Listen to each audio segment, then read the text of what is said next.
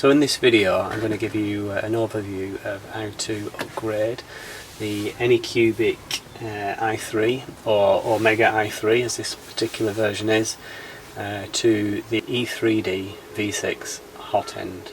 So first of all, you can disconnect the connectors on the top of the Hotend and remove the extruder tube by pushing it down on the thing. Right, next we need to remove the bottom two screws holding the extruder in place.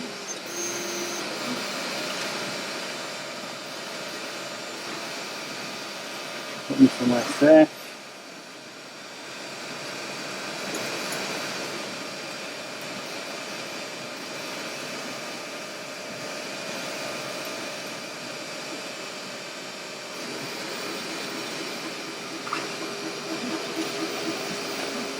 Turn the printer back around to front.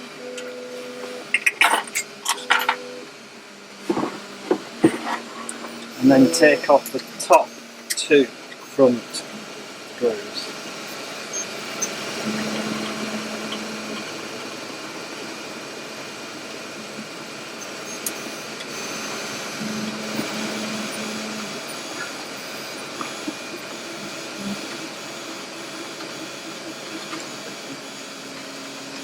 Should then allow the cover to come off. So make a note of the order of the connections going onto the board. So you've got the thermistor sensor first, then the next one along is the left hand port cooling fan, take that one off. The next one is the right hand side hot end cooling fan, take that one off. And then finally you have the heater block connector, so remove that one on the printer and move aside your okay, so next we're going to remove the probe, just the two screws on top. You could do it getting over the top here. Can you see those screws? Yeah, these two screws on top. That's it.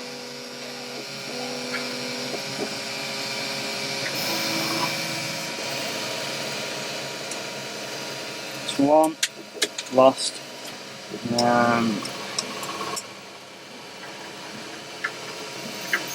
Two.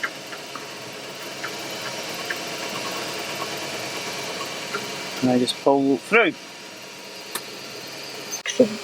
Okay, next we need to remove the hot end itself. It's these four screws around the hot end. So unscrew these one after the other. These are quite long, longer than the rest of the screws. Right, stick my arm in the way. Oh! Alright. Landed on the cameraman. I did land on the cameraman.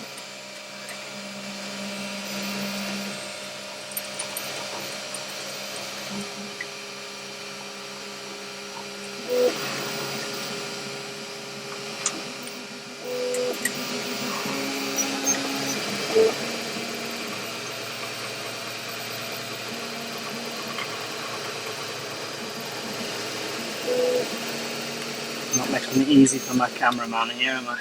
No, he's hurting my arm. Ow! I might be a bit wobbly now. Not one. And then final screw on this side.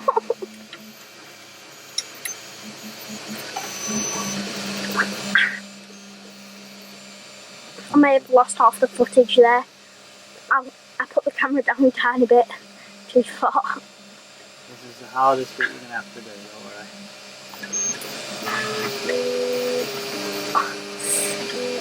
And that.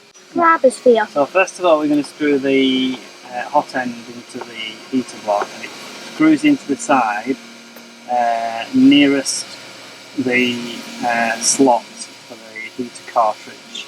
So it has to screw on this side. So just line that up and then screw it in.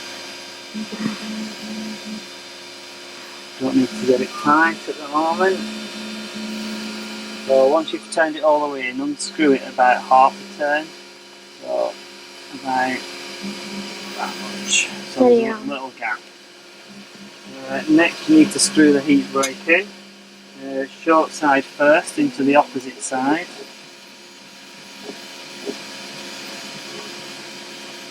A bit tricky, but eventually it goes until it butts up against the nozzle. Surprised that word butt didn't make Matthew laugh. Now, holding the heater block with a spanner, so get an adjustable spanner and hold the heater block like that. And you need to tighten the nozzle against the spanner. Not too tight. There we go.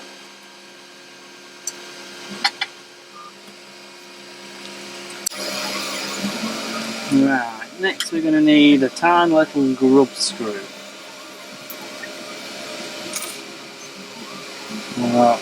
Thread it onto your thing and screw a little bit of it into the end of the nozzle so that it's something to hold it. This line is not good. Lightning's too bright.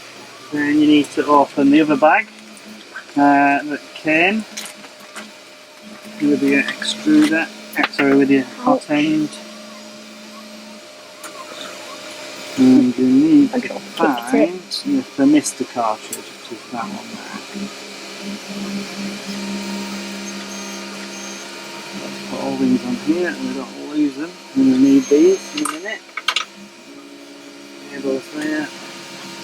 I'll trade cable tie. Okay, so you need to put the thermistor into the hole for the thermistor cartridge. Yeah. Just make sure it goes all the way in so it touches your finger at the back. Sure, we can't see what you're trying to tell us. You should if you're looking. We are! Aren't we, guys? No, another Tell him in the comments below that we're looking, he's just not showing us. Now we need to screw the grub screw up against that, but don't do it tightly. Just tighten the grub screw enough so it touches against the cartridge. And once you feel it touch,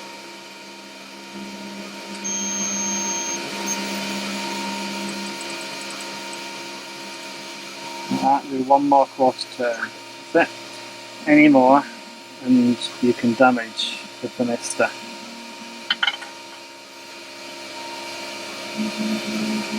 Next we need to insert the heater cartridge. So that's the big one. Okay, I'm with you think.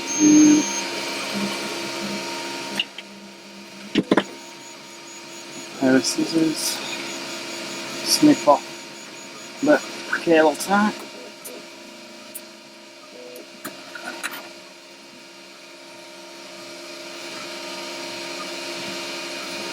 And I'll leave that one on, I'll show you why in a minute. Then we need to put that into here, like so.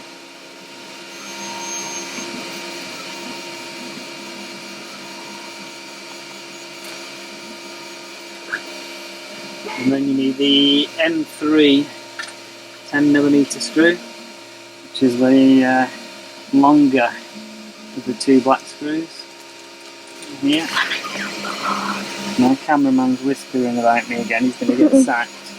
Not about you, but I said, what do you call us all fitting on a quad bike? Comment down below. And then, so that screws, I don't know if you can see this. Yeah, they can. Yeah, so this I'm goes trying to into do it here, one-handed because the there's something bottom, sticking off. and it screws Can you through. open it? Someone. So next we need to put the thermal paste, the heatsink paste, on the heat brake, but don't put it past the bottom of the screw thread, otherwise you will run into problems. So you You just squeeze a bit out onto the thread. It's a bit awkward.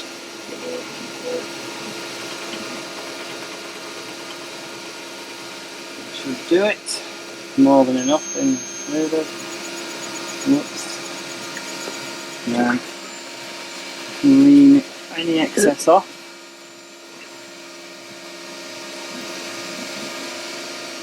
And don't do what I've done and paint it the entire heat break with it.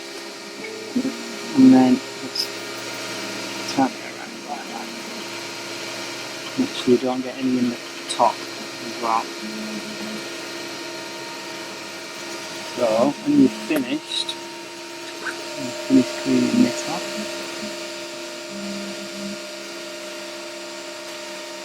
There's quite sticky stuff once it gets on something. So it should look like that. So it's Like a miniature camera. Yeah, and then what you need to then do is take the other part of the hot end, which is the heater, and screw that down.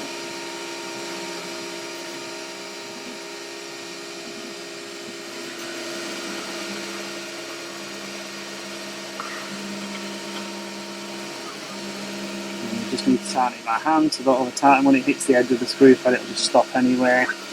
You'll probably find that you've got a little bit of the thermal paste inside, so just take a piece of kitchen paper or tissue and just clean around the inside. Mega camera.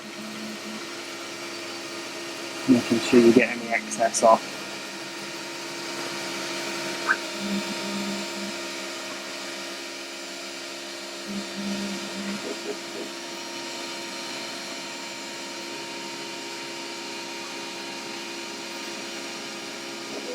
Okay,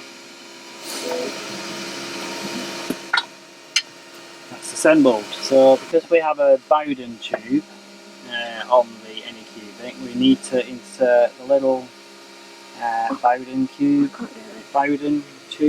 adapter.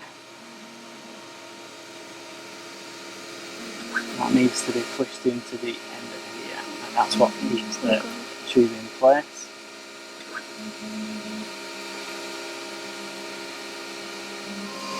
Right, so we can't use the cable that came with the hot end, so we do need these connectors, one to plug onto the thermistor cable and the other one to plug onto the fan. So the best way to do this is just to cut these off about 4 centimetres down, like so. Get rid of that cable, plug one of those into the thermistor. So. Okay, and the other one you're going to plug into the fan, which is not the port cooling fan. This is the Hotend fan. Okay, so that's those two. So put your fan aside for later. And next you want to cut the heater block cable. It's about the same length as well. So line that up and then cut the heater block cable same distance and bounce it off your camera person.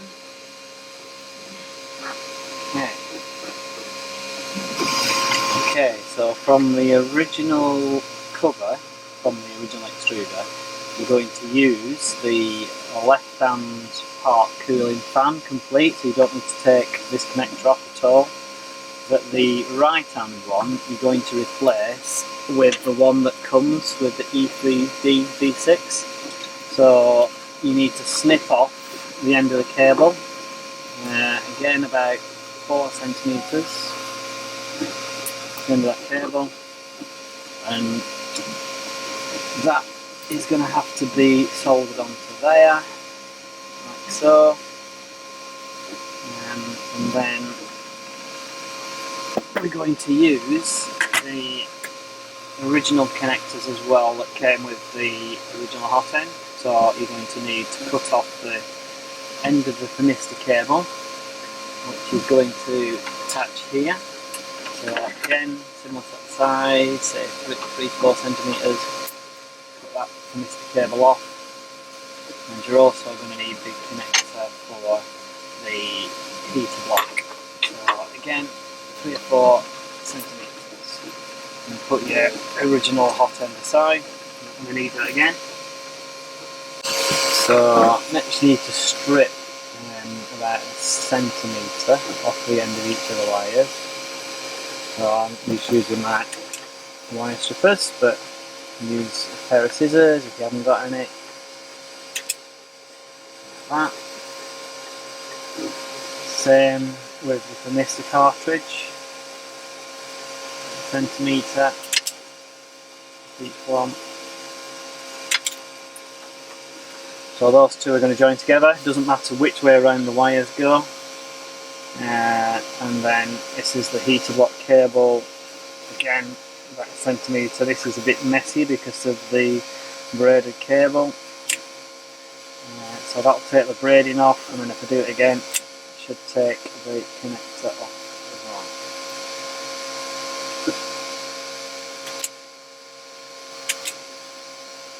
There we go.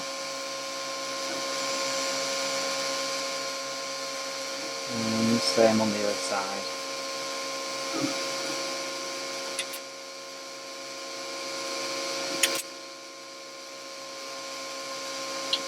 Okay. So same with this one. So if you strip those and then solder together. So I'll just do that and be back in a minute. Next we need to install heat shrink on the cables. So before we do that, make sure we twist the wires together nice and tight on each of the cables. Then you need to find the right size heat shrink for the cable, so it's not too big. Cut it to about 3 centimetres in length.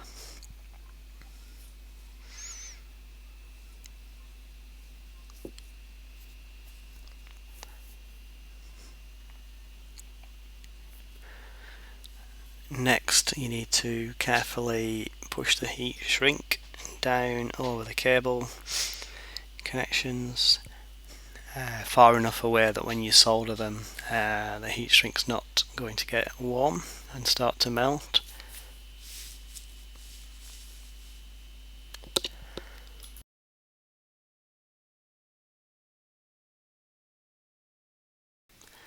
Next we're going to use some helping hands to solder the cables together. First of all we need to put some flux on the ends of each of the cables, which will help the solder to flow more. So again, both sides of the cable. Then I'll put the other side of the cable into the helping hands as well, and try and get them lined up in as straight a line as possible.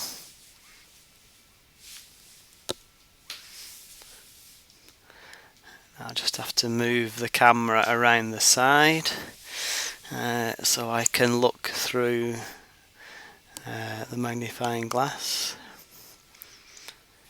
which I'll need to do in order to solder.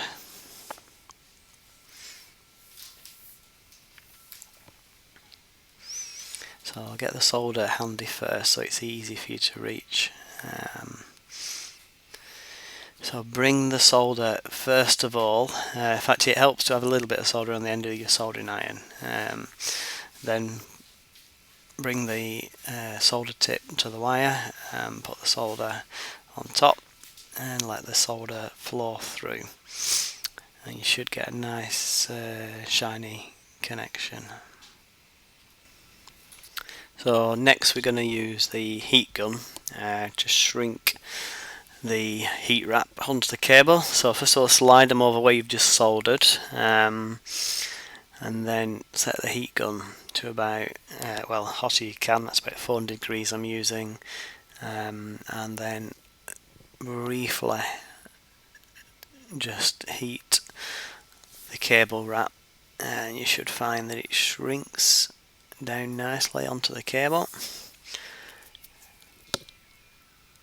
And we need to do the same with the with the heater block cable as well. It's a bit trickier this one. You will end up with bits of the fluffy outer cabling stuck out. There's nothing much you can do there really. So again, get the heat gun to right temperature and bring it to the heat wrap, and you'll see the cable will then shrink around and tighten up over the soldered joints, giving you a good, nice, strong connection.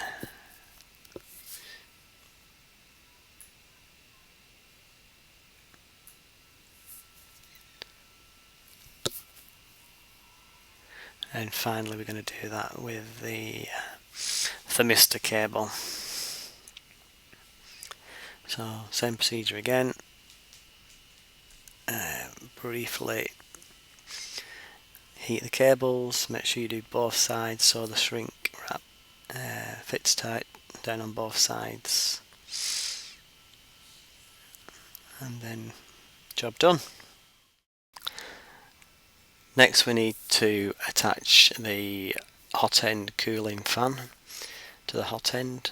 It comes with a nice little clip that it needs screwing into. So we need the 4 silver screws that come with the Hotend kit to screw the fan onto the little bracket. So we get 4 of those out.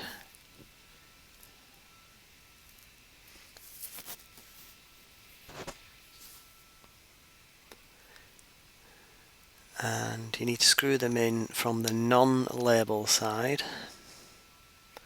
And they are quite tight to screw into the plastic. So first of all just screw them in by hand.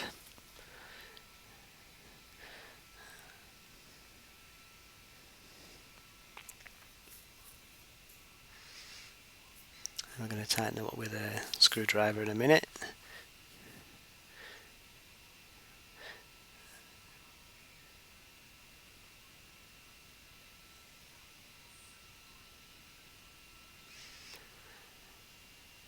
So once you've finished screwing the screws in, you want them to protrude about 1 millimetre from the far side of the fan, so you can locate them into the holes on the bracket. So pick up the bracket, you want the cable on the fan to be farthest away from you at the bottom, and you want the overhangs on the bracket to be at the top. Press the 2 of those together, and then you need to tighten each of the 4 screws up all the way. It is quite tough on a couple of the screws because you've actually got to screw them into plastic. So just repeat that on all 4 sides. Next we need to fit the fan with its bracket onto the extruder.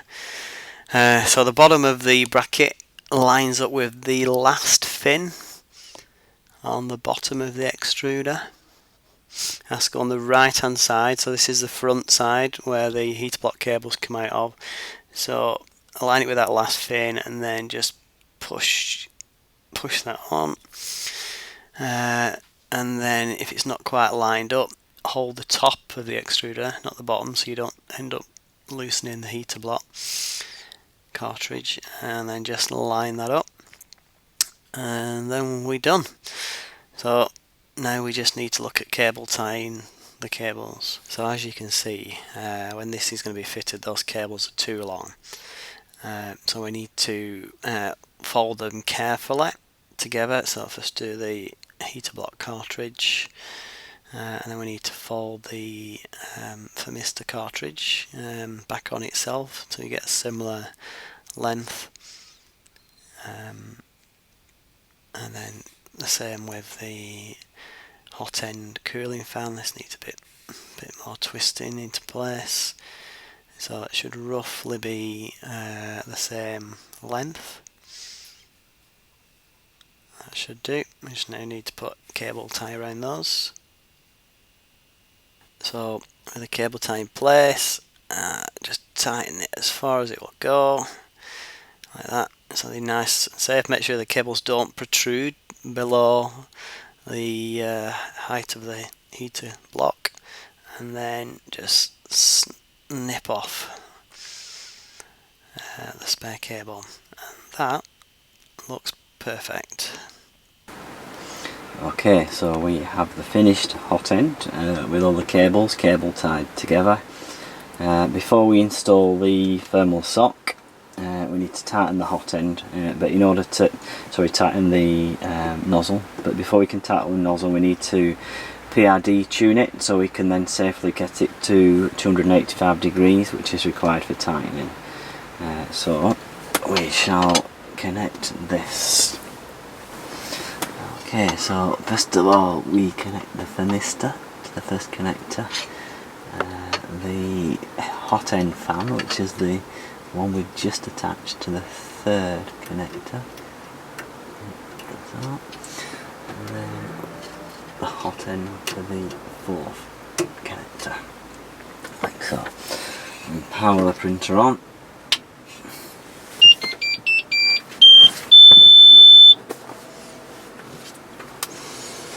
And then we need to do PID tuning.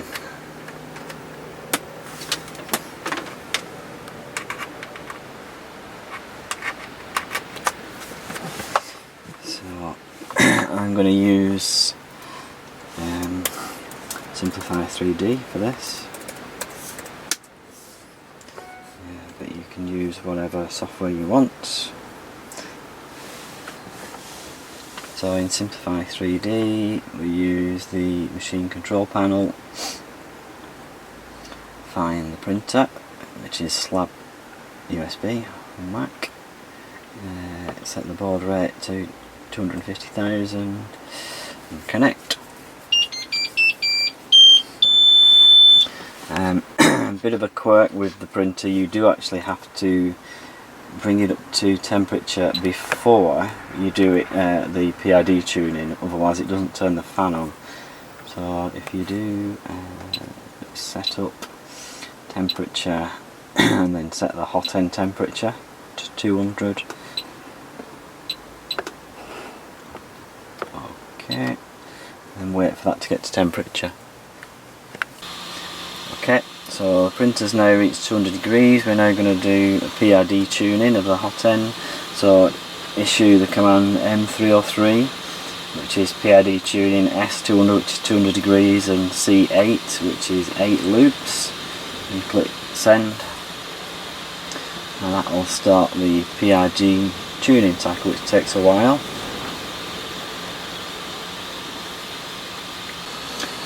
Okay, so when it's finished, it goes through a number of cycles and you'll end up with it telling you what the hash define statements are for the KP, KI and KD. After that you'll just see constantly scrolling M105, so if you're using Simplify 3D, turn off with both and that'll stop. So in order to set that value, you can actually store that into the firmware using M301 and P and the P value, so 29.38.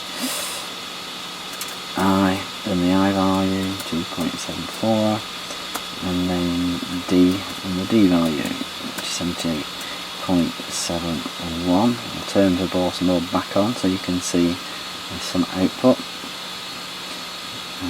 like that, and it will just echo back OK. And then you need to do M500, which will write those as the defaults into the firmware, and you get the settings stored. That's it, you can now disconnect it from Simplify 3D. Okay, so next, now we've done the PID tune, it's safe to take the temperature higher. So if you go into the setup menu, temperature again, and we'll set the temperature of the nozzle. It says in the manual for the I'll tend to take it to 285, but 275 is the maximum on this printer, so select 275, and this will take a little bit longer to heat up than the last time. So now we're at 275 degrees, we have to tighten the hot end, so I'm going to use a monkey wrench. Use it on the long edge, and you've got to do this pretty quickly so it'll cool down quite quick, to clamp the hot end. And then while you've got that clamped, oh, that's not really tight enough, let's try that again. Need to tighten that up a bit. Careful not to touch any of the hot sides. And let that back to 275. Don't cut any of the cables. There we go. And then when you've got that, you need to just final tighten on the nozzle. Like so. And then let go. Once you've done that, you can then turn off the heating by going into the Tools Cooling menu. And monitor the temperature and wait until it cools all the way down before proceed any further.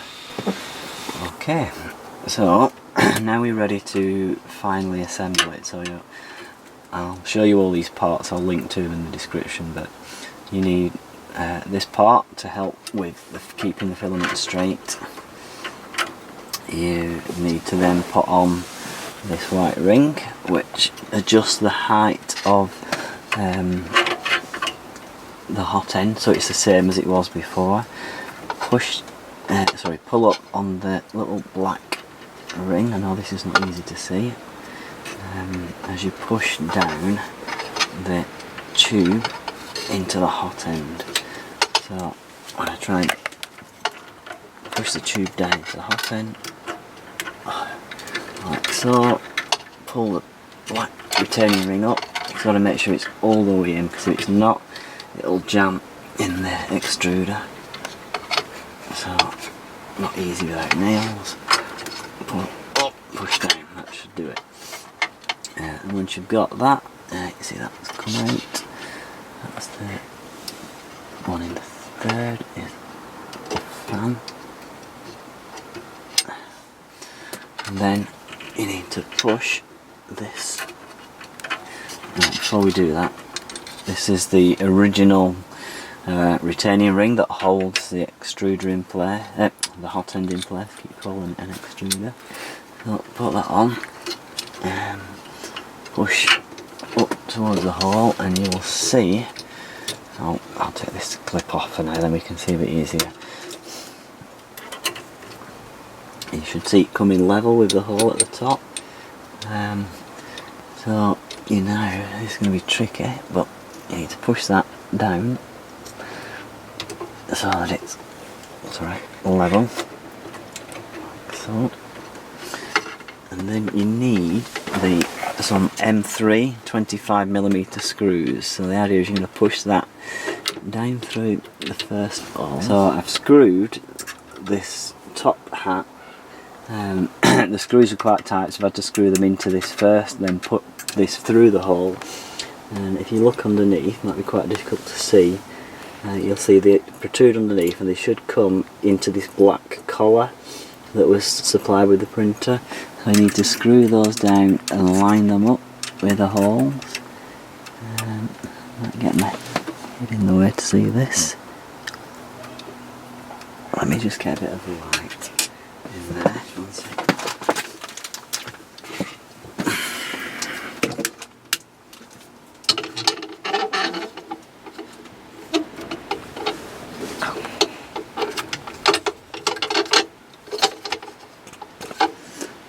That helps a little bit. It helps me.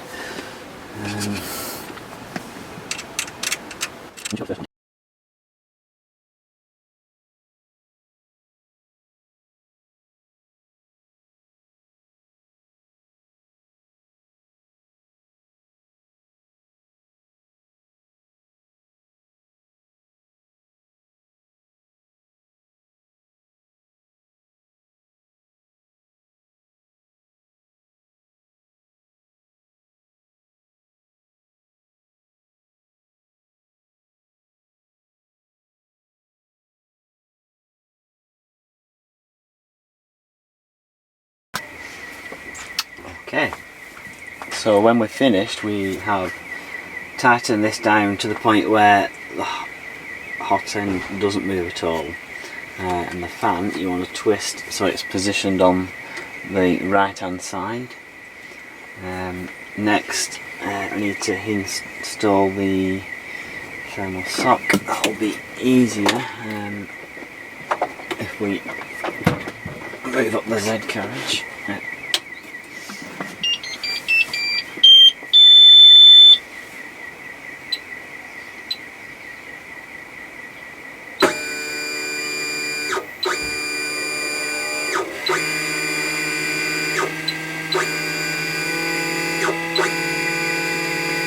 Okay, back up again. Make sure this is straight. Doesn't really matter if it's perfectly straight or not. Right, so now you've got to track the sock underneath as well. Like I just did.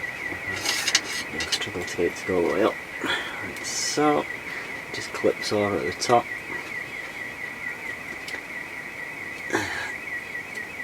Okay. So we're going to assemble the part cooling fan, which is on the original printer. It needs to be assembled such that the wire coming out of the top, the holes line up with the holes in this part of the fan.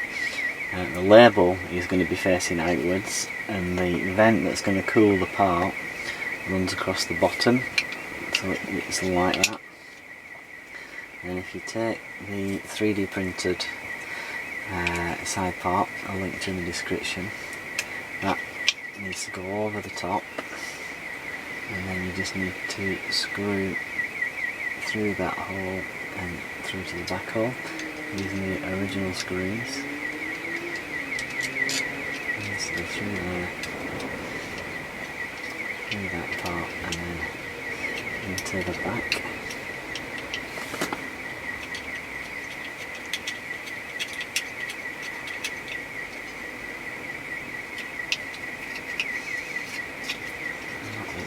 Thing to do.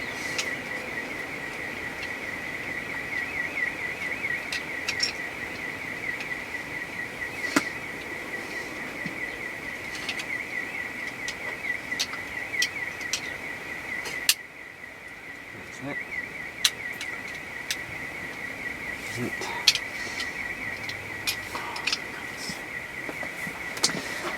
I'm just double checking that. You need the linking for this because it's quite tight to get it through in the first turn. That's it. Tighten that till it goes all the way through. Like so. Overly tight, or you could bend off, as I've done there, overly bend the plastic, so I'll just loosen it back off a bit.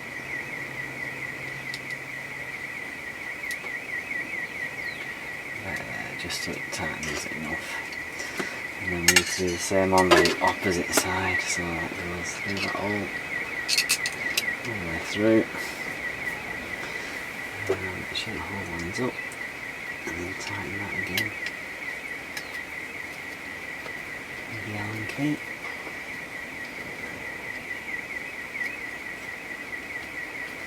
So it's roughly tight, touch tight.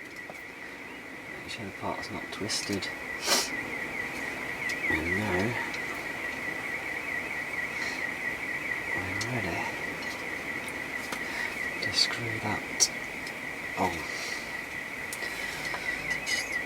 So in order to do that, so let's just turn the printer around to have a look at the other side.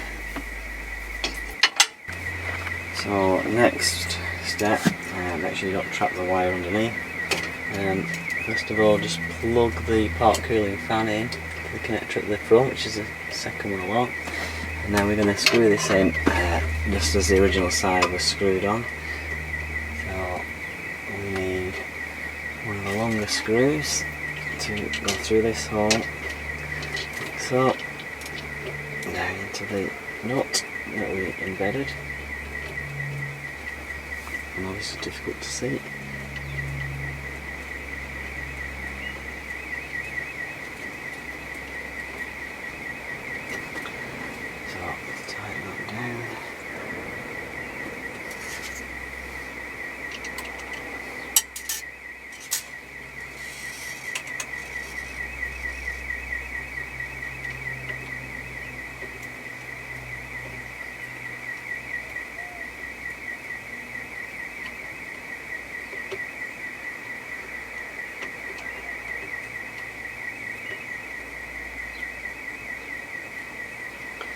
So that just put that one fairly loose at first, and then we're going to screw the bottom screw in.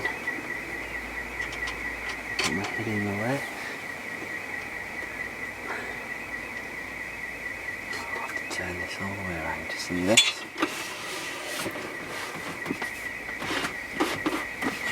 Where's that working?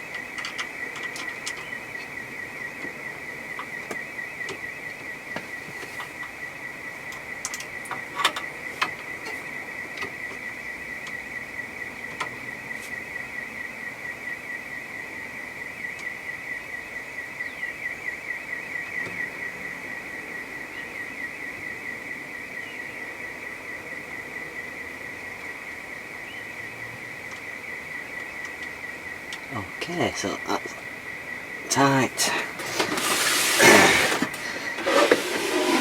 Same on this side. As I tighten the top one up a bit more, that's tight. And check all your connections are all okay. So it's right, everything's nice and tight. Also, what you should check is that the vent which comes out of the part cooling fan is below the height of the heater block, which is on mine. Nearly there. So next step is reconnect the cable harness to the top. So, and then we should straighten your fan. We should be ready to start printing.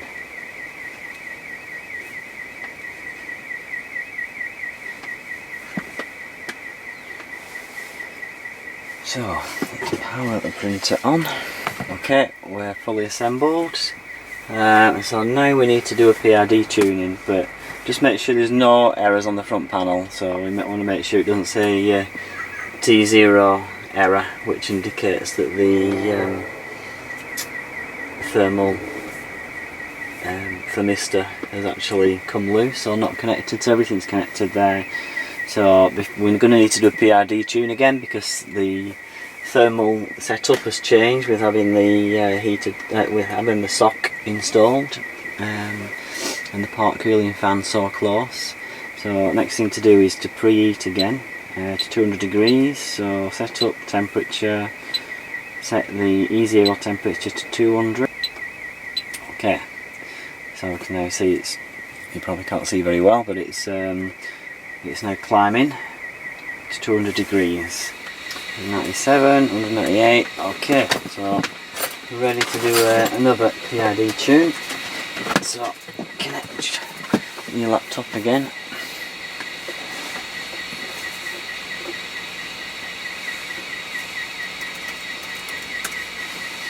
And I don't know how you can see that.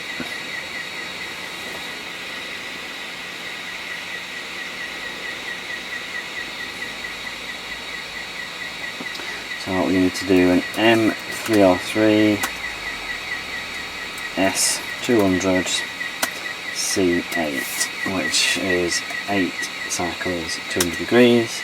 Oh, yep, don't forget to connect first. So change your port to slab USB, UART, connect.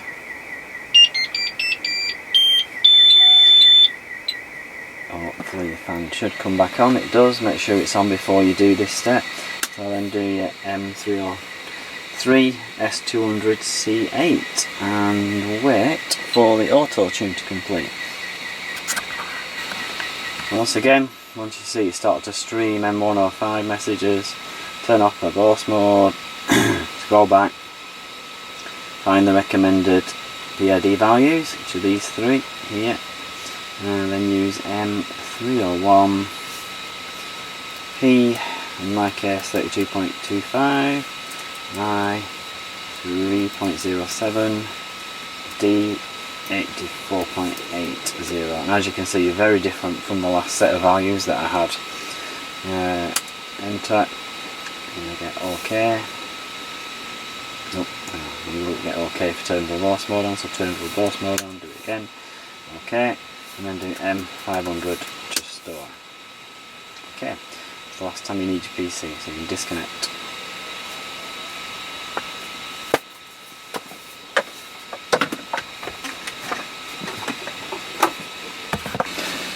Okay, so now we're going to reinstall the heated bed. Well, reinstall the glass bed in my case. I just need to clean this one. Just use some IPA spray.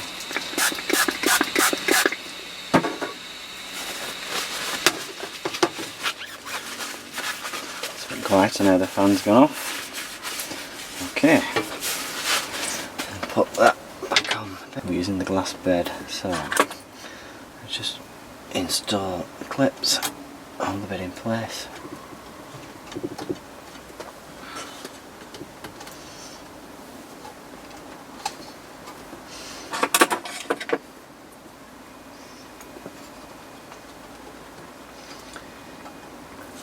Just move that back a bit so they're lined up. Okay. And then make sure you've tightened all four corners of the heated bed all the way down, just in case you've got the height wrong. And then on the menu you want to go into Tools, Home, Home.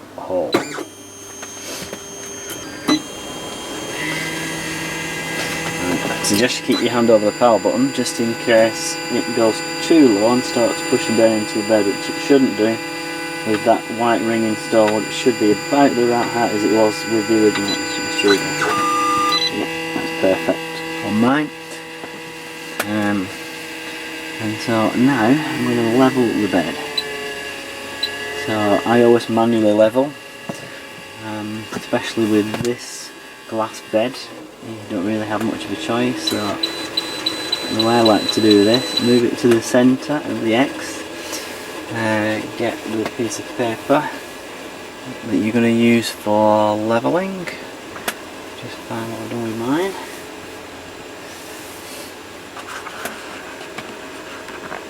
Just going to use a random piece of A4 that's been torn, so put that underneath and then loosen both sides at once at the front until you start to feel it catch, which is there. Just loosen it off a bit, okay, and then go forward in Y, so plus Y, till you hit the stop, or actually before you hit the stop, then repeat the same at the back.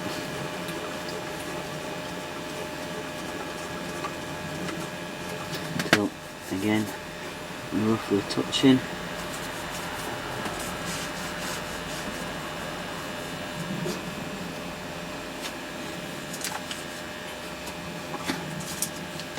It's a bit too tight. Okay, then move over to the left and adjust the left side. A bit too tight, so tighten that one back up a little bit. So you just feel a little bit of resistance, and go to the other side.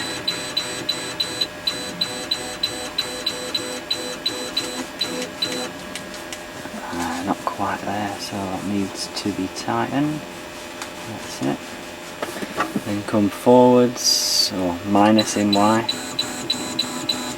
You'll probably find this side's too tight now. Which it is.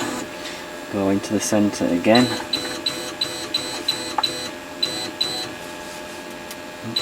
And then loosen both of those off. That's it. And then you can go back to the right hand side. A bit tight still. Just loosen that a little bit so you can still feel it pull. And go all the way to the left. Everybody has their own way of doing this. Loosen that one. There we go. Touch, tight.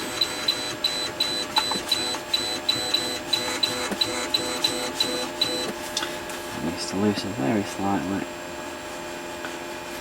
Okay, and go back to the centre. Seems convoluted, but I find this is the best way of getting the flatbed. And lie forward. You'll probably find this is loose again. Go to the left edge. It's a bit too tight. Loosen that one off. Okay, right. Across to the other side. Mine's loose in the middle now. This side needs to be released to tighten it up. Too tight. Yep, that's about right. The middle should be, yep, the same. Backward in Y. I can feel that's too loose in the centre. Forward a bit, tighten those two up a bit. Sorry, loosen those two, that's right. Too tight.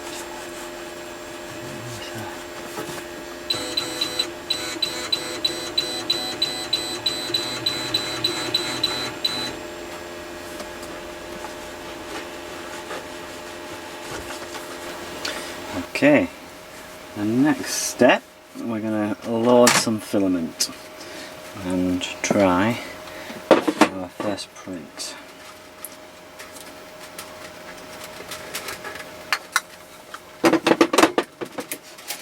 So this is using the Titan Extruder.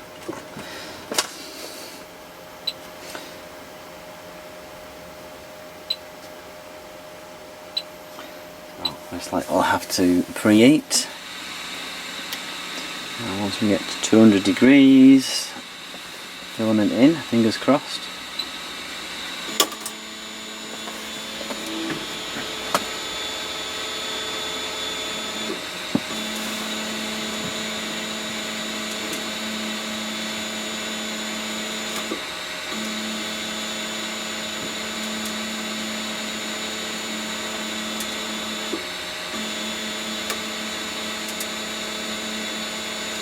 Let's just stop that a second and we'll move the axis over so we can see it a bit better. Also means the tube's less tight.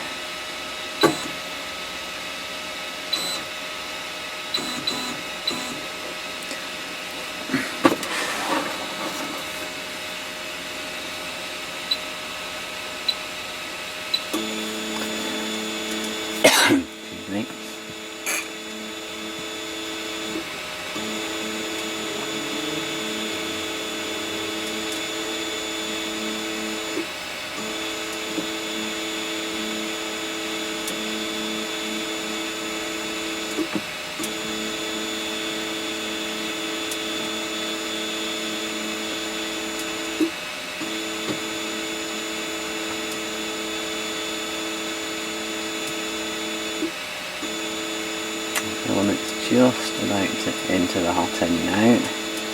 Not any minute now. If everything goes to plan, we should get filament. There we go. Excellent. Let it feed for a few seconds and then stop.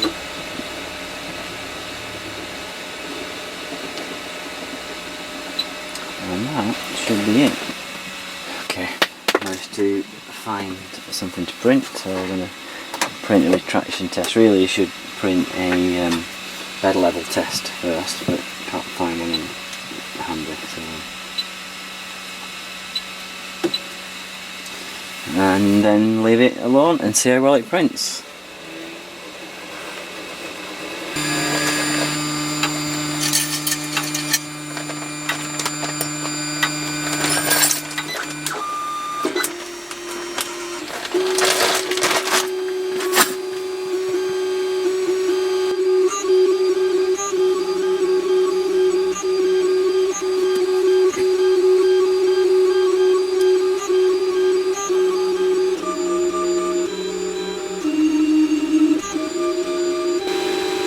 leave that to complete and then come back and see what we get at the end.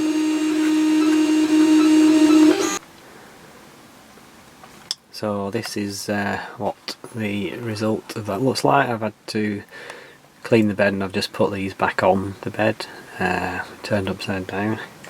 Just see if I can give you an idea of the quality. So yeah, absolutely excellent.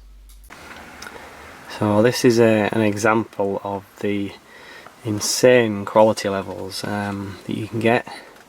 So I've got the new E3D V6 extruder fitted, sorry, Hotend fitted, and we've also got the Titan Extruder. So if you look at a closer look at the case, if I can get that in focus.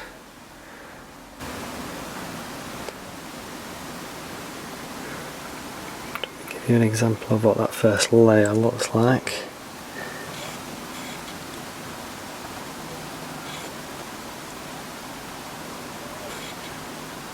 And same with